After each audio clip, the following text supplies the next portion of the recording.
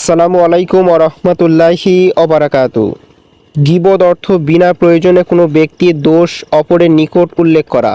গীবত হলো কোনো মানুষের এমন কিছু বিষয় যা তার অনুপস্থিতিতে উল্লেখ করা, যা সে অপছন্দ করে, যদিও তা তার মধ্যে বিদ্যমান থাকে।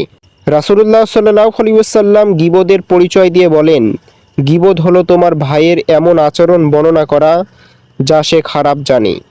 গীবত কবিরা গুনাহের অন্তর্ভুক্ত। গীবতের পাপ সুদ অপেক্ষা বড়। হাদিসে গীবতকে বড় সুদ বলা হয়েছে।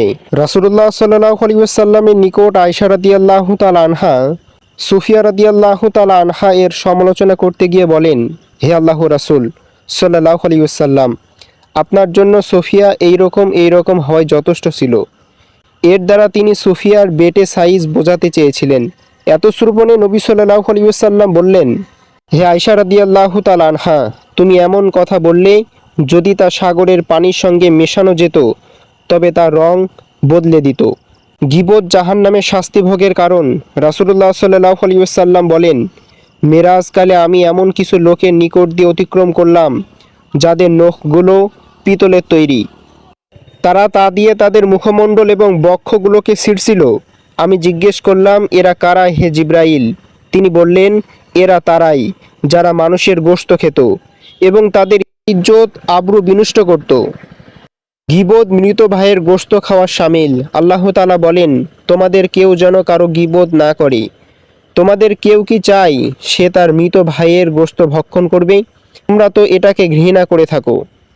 অত্র আয়াত প্রমাণ করে যে গীবত করা মৃত ব্যক্তির গোশত ভক্ষণ করা শামিল। আব্দুল্লাহ ইবনে মাসউদ রাদিয়াল্লাহু তাআলা আনহু বলেন, একদা আমরা নবী করিম সাল্লাল্লাহু আলাইহি ওয়াসাল্লামের নিকট ছিলাম।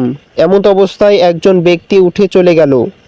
তার প্রস্থানের পর একজন তার সমালোচনা করল। তখন রাসূলুল্লাহ সাল্লাল্লাহু আলাইহি ওয়াসাল্লাম তাকে বললেন, তোমার দাঁত খিলাল করো। লোকটি বলল, কি কারণে দাঁত খিলাল করব? আমি তো কোনো গোশত ভক্ষণ করিনি। তখন তিনি বললেন, নিশ্চয় তুমি তোমার ভাইয়ের গোশত ভক্ষণ করেছ, অর্থাৎ গীবত করেছ। গীবত কবরের শাস্তি ভোগের অন্যতম কারণ। একদিন রাসূলুল্লাহ সাল্লাল্লাহু আলাইহি ওয়াসাল্লাম দুইটি কবরের পাশ দিয়ে যাচ্ছিলেন।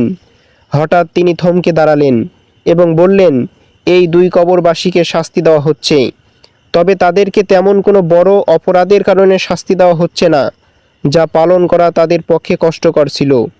এদের একজনকে শাস্তি দেওয়া হচ্ছে চুগলখড়ি করার কারণে এবং অন্যজনকে শাস্তি দেওয়া হচ্ছে পেশাবের ব্যাপারে অসতর্কতার কারণে। অপর হাদিসে চুগলখড়ির পরিবর্তে গীবত করার কথা উল্লেখ রয়েছে। ইসলাম ঐক্যবদ্ধ থাকার গুরুত্বারোপ করেছে। ঐক্য এবং ভ্রাতৃত্ব বিনষ্টকারী সমুদায় কর্ম হতে বিরত থাকতে সকলকে তাগিদ দিয়েছে। সমাজে যেসব বিষয়ে ফাটল ধরাতে এবং ঐক্যের সুরমা প্রসাদকে ভেঙে তছনছ করে দিতে সক্ষম এমন বিষয়গুলো অন্যতম হলো পরনিন্দা বা গীবত করা।